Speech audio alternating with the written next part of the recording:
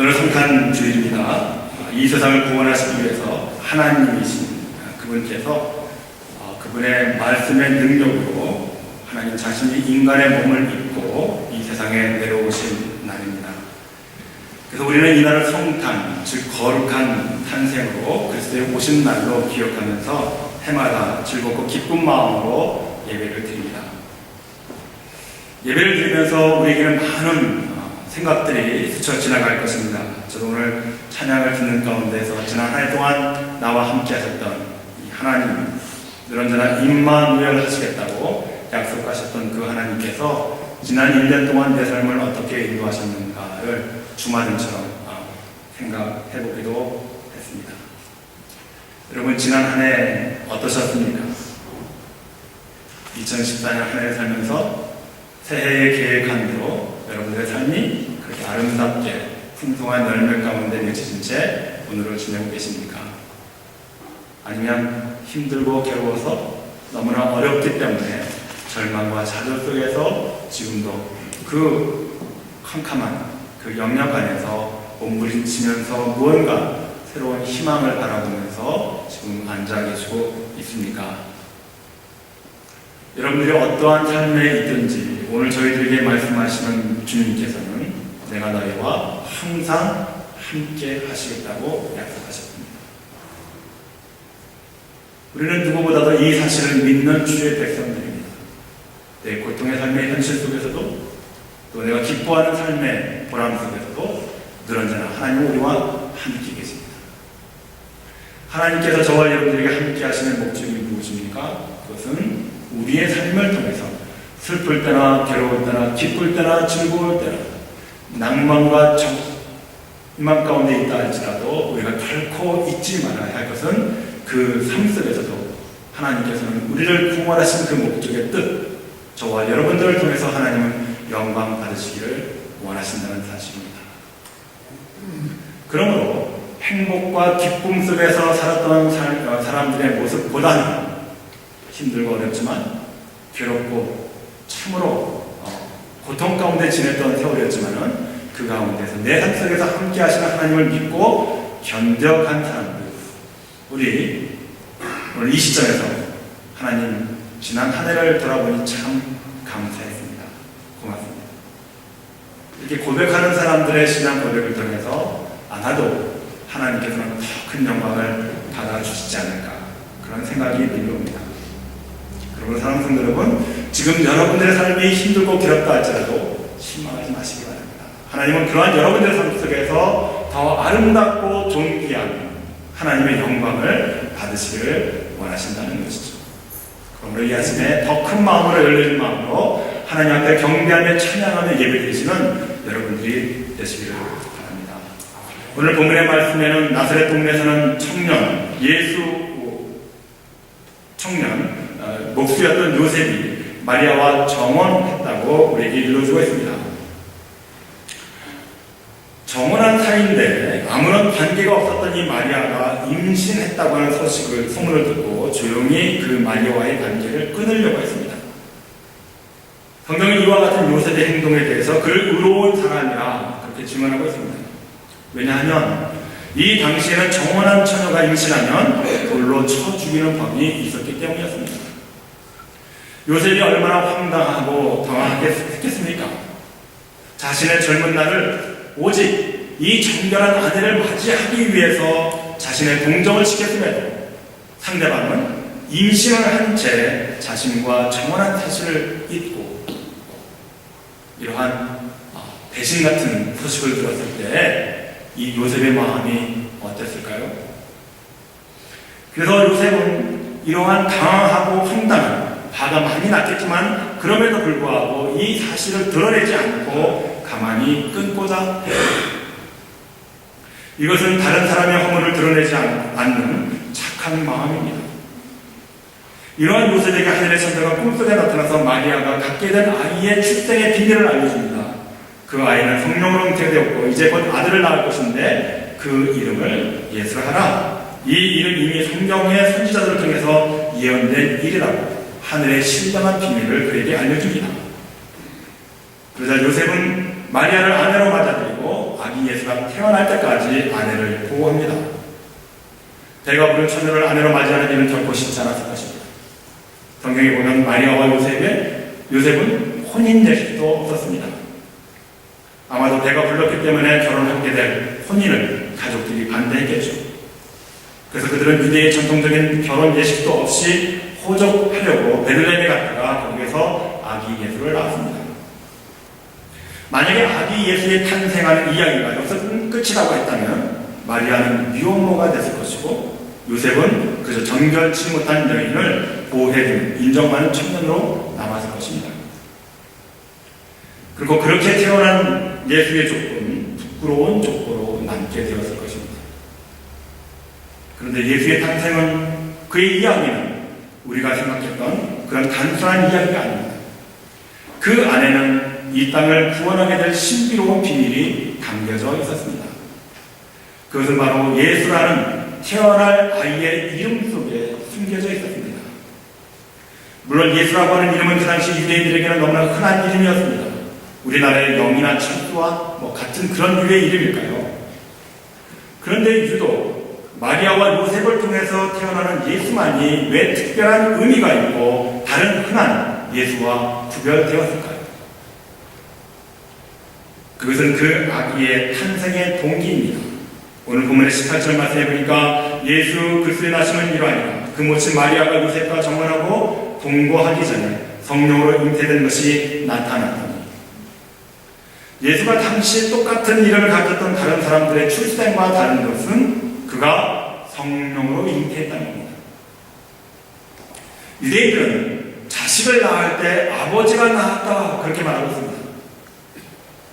마태복음 1장의 족보를 보세요.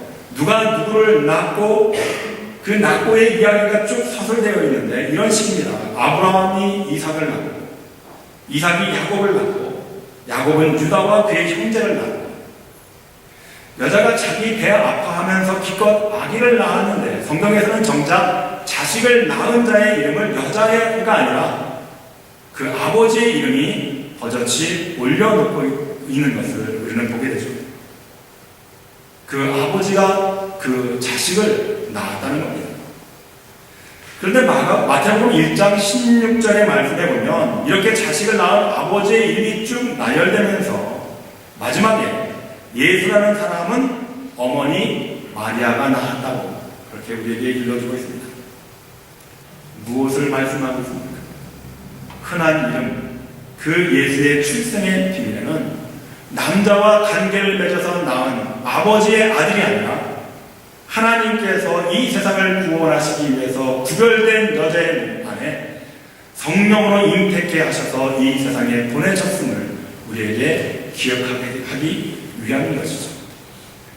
이사야서 10장 14절에 보면 이런 예언이 있습니다. 그러므로 주께서 친히 징조로 너희에게 주실 것이다. 보라, 처녀가 잉태하여 아들을 낳을 것이요 그 이름을 임마누엘이라. 그러므로 우리는 아기 예수가 미혼모인 마리아에게 태어난 것이 아니라 하나님께서 성경의 말씀이 이 땅에 이루어지시게 하기 위한 신비스러운 과정이었다는 사실을 우리는 알게 될 것입니다. 다시 말해서 마리아가 요셉과 정혼한 것은 결코 우연이 아니라는 겁니다. 그것은 구속의 역사를 이루어 가시는 하나님의 섭리에 따른 것입니다. 자, 이렇게 본다고 한다면 저와 여러분들이 오늘 이 세상에 살아가면서 어떤 거리를 걷고 길을 걸어간다고 생각해 보십시오. 그것은 내가 그 거리를 걸어가는 것이 아니라 하나님께서 내가 걸어가는 그 순간 속에서 하나님의 뜻이 이루어지기 위한 걸음이라고 생각한다면 우리가 길을 갈 때에도 그 걸음거리에 하나님의 신비로운 어떤 은혜의 모습인 것을 기억하면서 어떻게 걸어가야 할지 마음이 달라지지 않겠습니까? 그저 내가 사는 나의 삶의 모습이 때에 따라서 그저 내 생각과 내 행동으로 말미암아 되어주는 결과가 아니라 이 결과야말로 하나님 아버지께서 그 섭리 가운데에서 나를 구원의 도구로 사용하시기 위해서 나의 삶의 결과로 드러났다고 생각한다면 저와 여러분들의 한순간 한순간의 삶이 어떻게 느껴지시겠습니까? 우리는 이 세상을 내 뜻과 생각으로 막 살아가는 그런 무가치한 인생이 아니라 매 순간순간마다 하나님 아버지께서 여러분들을 눈동자와 같이 적자와 같이 보살피시면서 여러분의 모든 삶의 행동 하나하나의 결과물들이 하나님께서 이 세상을 구원하시기 위해 구원의 도구로 사용되어진 결과라고 한다면 우리가 어떠한 삶의 형편 가운데 있다 할지라도 그 안에서 불평하고 불만이 나올 수 있겠습니까? 이것조차도 하나님께서 이 세상을 구원케 하시기 위해서 나라고 하는 인생을 통해서 정금같이 나를 훈련시키고 연단시키는 하나님의 구원의 섭리를 이루고 가는 그런 과정이라고 저와 여러분들이 말씀 가운데 믿음으로 굳게 선다고 한다면 우리는 어떠한 삶의 형편 가운데서도 그 안에서 하나님을 바라보면서 감사할 수 있지 않겠습니까? 제가 연말을 맞이하면서 제 서재를 정리했습니다. 정리하면서 우리 교회에 와서 제가 목회하면서 여러분들에게 2011년 추수감사 주일 때 그리고 2012년 신년 때 또 2012년 추수감사 주일 때 2013년 신년 주일 때 2014년 지난주 추수감사 주일 때 여러분들이 저에게 적어주신 추수감사의 내용들 또 여러분들이 신년마다 저에게 주셨던 그 기도의 제목들을 다시 한번 깊이 읽어볼 시간이 있었습니다. 그러한 기록들을 통해서 제가 여러분들을 더 깊이 알게 되고 여러분들이 원하시고 바라는 삶이 무엇인지를 더 철저하게 몸으로 깨달을 수가 있었습니다. 이와 같이 작은 기록들이 모여서 하나가 되어질 때 서로를 더욱더 깊이 알아갈 수 있는 그런 관계성을 우리에게 보여주는 것이죠. 문서를 통해서 기록을 통해서 생명부지 아무것도 몰랐던 사람들이 하나님의 사랑 안에서 서로를 기도하게 하고 또 서로를 믿고 신뢰하는 이러한 트러스트 빌더 이런 것들이 형성되어질 때 저와 여러분들은 영적으로 좀 더 가까워지게 되는 것 아니겠습니까? 하물며 여러분들을 사랑하시는 하나님 아버지께서 여러분들을 어떻게 사랑해 오셨는지 우리에게 남겨져 있는 이 문서들을 살펴볼 때에 그 안에서 저와 여러분들이 느끼는 것은 무엇이겠습니까? 하나님 아버지께서 나를 얼마나 사랑하시는지 나를 사랑하시기 위해서 더 나를 존귀케 하시기 위해서 아버지 하나님께서 나를 어떻게 이끌어 가시는지 우리는 말씀을 통해서 만날 수 있게 되는 것 아니겠습니까? 그러므로 사랑하는 성도 여러분, 오늘 이 시간 제가 여러분들에게 간곡히 다시 한번 부탁드리는 것은 이제 새해가 밝아오는데 하나님의 말씀과 함께 시작하는 여러분들이 되시기를 바랍니다. 시간이 있든지 없든지 하나님께서 나를 사랑하신 그 러브스토리 하나님의 가장 소중하고 귀중한 것을 나를 구원하시기 위해서 아낌없이 던져주셨던 그 사랑의 이야기를 읽지 않고는 저와 여러분들이 도저히 그 하나님의 크신 사랑을 깨달을 길이 없기 때문입니다. 이 모든 과정들이 마리아가 요셉을 만나서 정언한 것이라든지 또 깜짝 놀라면서 두 사람들이 특히 요셉이 그와 정언한 것을 조용히 끊고자 했던 이 모든 이야기 속에서 우리가 만날 수 있는 것은 하나님께서 이 세상을 저와 여러분들을 얼마나 사랑하셨기 때문에 이러한 일들을 이루어 가시는지를 우리는 말씀을 통해서 만날 수 있게 되는 것이죠. 이렇게 성령으로 잉태된 아이가 세상에 태어났는데 그 이름을 이미 예고된 대로 예수와 임마누엘 두 개의 이름이 주어졌습니다. 예수라고 하는 이름에는 다음과 같은 뜻이 담겨져 있습니다. 여러분 잘 기억하시기 바랍니다. 예수 이름의 뜻이 뭡니까? 뭐지? 이제는 그렇게 생각하지 마시고 이 시간에 분명히 여러분들의 머릿속에 기억해 두시기를 바랍니다. 오늘 21절의 말씀 보니까 아들을 낳으니 이름을 예수라 하라 이는 자기 백성을 저희 죄에서 구원할 자신이라. 예수의 이름의 뜻이 뭡니까? 이는 네? 안 들려요. 자기 백성을 저희 죄에서 구원할 자입니다. 여러분 이 한 줄 기억 못하십니까? 평생 나를 위해서 십자가에 위해서 그 이름으로 죽으셨는데 그 이름의 뜻이 무엇인지를 우리들이 기억하지 않는다고 한다면, 그렇죠? 그러니까 예수라고 하는 이름의 뜻을 여러분 잘 깊이 머리 가운데 깊이 새겨 넣으시기 바랍니다. 다시 한번, 예수라 이는 그가 자기 백성을 저희 죄에서 구원할 자이시며, 저와 여러분들을 구원하시기 위해서 그렇게 성령으로 잉태된 그 아이의 이름이 예수라는 겁니다. 예수라고 하는 이름의 뜻은 이와 같이 자기 백성을 죄에서 구원할 자라는 뜻이라고 오늘 성경에서는 우리에게 분명하게 가르쳐주고 있습니다. 이 예수라는 이름의 뜻대로 예수님께서는 우리를 죄에서 구원하시기 위해서 이 땅에 사람의 몸을 입고 오셨습니다. 이스라엘 백성들은 수천 년 동안 자신들을 구원할 메시아 그리스도를 기다려왔습니다. 바로 그분이 예수님이시라는 것이죠. 사도행전 4장 12절 말씀을 보니까 다른 이로서는 구원을 얻을 수 없느니 천하 인간의 구원을 얻을 만한 다른 이름을 우리에게 주신 일이 없음이라. 그래서 우리는 오직 예수의 이름만으로 구원을 얻을 수 있습니다. 다른 이름으로는 절대로 우리를 구원할 자가 그 이름이 없다는 것입니다. 그래서 사도행전 2장 21절에 보면 누구든지 주의 이름을 부르는 자는 구원을 얻으리라, 그렇게 이렇게 기록해져 있고, 사도행전 16장 31절에 보면 주 예수를 믿으라, 그리하면 너와 내 집이 구원을 얻으리라. 예수 이름 안에 그 이름을 믿을 때 저와 여러분들이 영원히 죽지 아니하고 영생을 얻는 구원의 길로 들어가는 것은 물론이고, 저와 여러분들이 예수 그리스도를 믿음으로 말미암아 저와 여러분들 가정이 구원을 얻게 된다는 사실입니다. 이쪽에 앉으신 분들 옆쪽을 한번 보세요. 누가 있습니까? 여러분들의 사랑하는 자녀들 있죠. 네. 여러분들이 예수를 믿었기 때문에 이 자녀들이 여기 앉을 수 있었던 것이죠. 이것만 보더라도 우리들이 얼마나 행복한 사람들입니까? 예수 이름 안에 우리의 가정이 그래서 사랑 안에서 행복하게 살아가는 그 기쁨을 누린다는 사실. 여러분, 세상에 어디에서 이런 이름을 주시는 것이 있겠습니까? 예수 이름 안에서, 그죠? 한 성전 안에서 내 자녀와 함께 예배를 드릴 때 그 기쁨의 말로 세상에 무엇과 비교할 수 있겠습니까? 그러한 이름을 주신 하나님한테 찬양과 영광을 돌리시는 여러분들이 되시기를 바랍니다.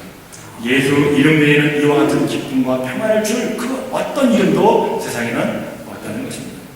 두 번째로 예수님에게는 또 다른 이름이 있는데 그 이름은 임마누엘이라는 것이죠.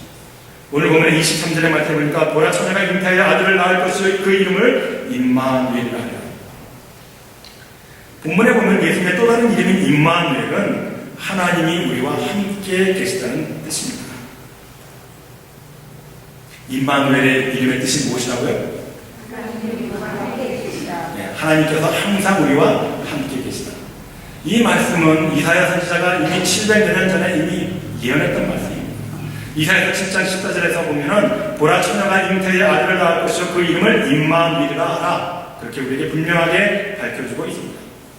임마누엘 되시는 예수님께서는 우리에게 은혜와 축복을 베풀어 주시려고 이 땅에 오셔서 우리와 항상 함께 하신다는 것입니다. 여러분들의 인생에 지금 누가 함께 하고 계십니까? 아이 때는 엄마, 아빠가 손을 붙잡아 주죠. 그러나 사춘기가 지나고 대학생이 되면, 청년이 되면 부모가 항상 함께 해줄 수가 없습니다. 제 막내 아이가, 제가 때때로는 그 아이가 이쁘고 귀여워서 손을 잡으려고 해도 도망가요. 아빠 징그럽다는 거예요. 벌써 그런 나이가 되었습니다. 제가 함께 해주고 싶어도 손을 뿌리칠 때가 온다는 겁니다. 결혼하면 평생 남편이 함께 해줄 것 같습니다. 때가 되면 남편도 먼저 하늘나라로 갑니다. 아니, 저 같은 경우는 평생 함께 하나님의 선한 역사를 이루기 위해서, 목회자로서 이 길을 가기 위해서 함께 결혼을 했음에도 불구하고 아내가 먼저 갔습니다. 언제나 함께 할 수 있는 사람들이 이 세상에는 결코 존재하지 않는다는 것. 그래서 세상에 그 어떤 이름에도 임마누엘이라고 하는 이름은 없다는 겁니다. 그러나 그럼에도 불구하고 예수라고 하는 그 이름 안에는 임마누엘, 그분을 믿는 자들에게 그 하나님께서, 그분을 보내신 그 하나님께서 그 이름을 믿는 자, 그 백성들에게 약속한 것이 무엇입니까? 내가 너와 항상 함께 하리라. 그래서 이사야 선지자는 이사야서 41장 10절에서 이렇게 우리에게 말씀하고 있습니다. 두려워 말라, 내가 너와 함께 하리라. 놀라지 말라, 나는 내 하나님이 됨이라. 내가 너를 굳세게 하리라. 참으로 너를 도와주리라. 참으로 나의 의로운 오른손으로 너를 붙들리라. 우리 학생들 do you have a Bible? Look at the Isaiah chapter 41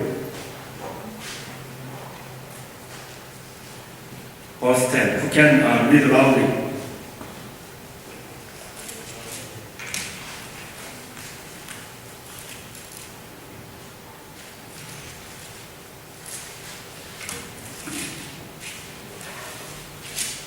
Isaiah chapter 41 verse 10. Can you see? Can you read loudly? Okay, 시작.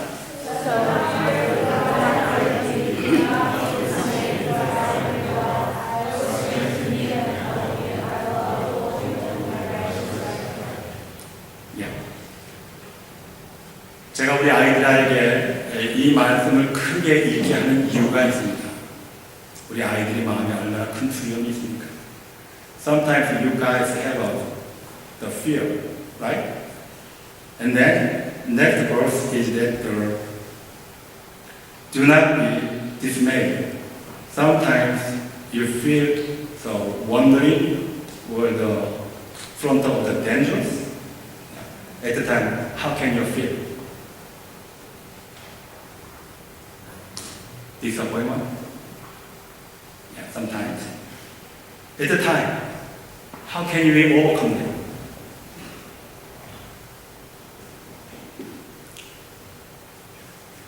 Remember, the name is the Immanuel.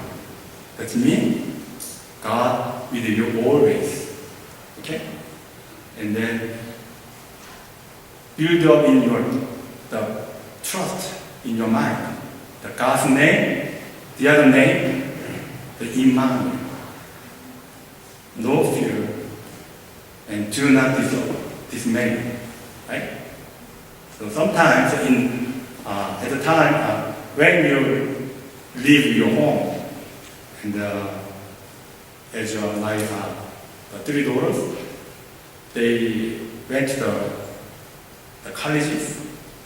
At the time they feel so loneliness, or sometimes they the very the fear or disorder in the mind. That time, remember the God's name, Immanuel. God's watching you always. At the time, you just pray in there, right? 우리 여러분들도 살면서 두려움을 느끼지 않는 사람이 어디 있겠습니까? 내 삶에 예기치 않았던, 예상치 않았던 일로 인해서 놀라지 않을 사람이 누가 있겠습니까? 그때를 위해서 주님께서 2000년 전에 이 땅에 오셔서 우리에게 주신 이름은 또 다른 이름. 그 이름을 믿는 자마다 멸망치 않고 영생을 얻는 길이 열려져 있고요.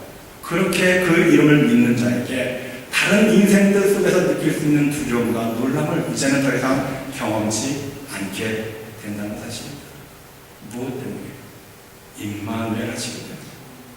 하나님께서 저와 여러분과 언제나 항상 함께 하시겠다고 약속하셨기 때문에. 여러분, 인생을 너무나 슬퍼하지 마십시오. 너무나 괴로워하지 마십시오. 고통 가운데 신음하지 마십시오. 인생은 아름다운 겁니다. 예수, 그 이름을 믿는 자들, 임마누엘, 그 이름으로 삶 속의 담대함과 하나님의 능력으로 나가는 자 앞에 참으로 그 인생보다 아름다운 인생이 어디에 있겠습니까? 2014년 우리가 해마다 성탄주의를 맞이하면서 예수의 오심을 축하하고 찬양합니다. 이 아침에 여러분들의 마음 가운데 영원히 잊지 못할 그 두 이름, 예수, 임마누엘 담고 세상으로 나가시는 복된 여러분들이 되시기를 주님으로 간절히 축복합니다. 기도하십니다. 사랑과 애가 풍성하신 아버지 하나님, 두 이름, 예수와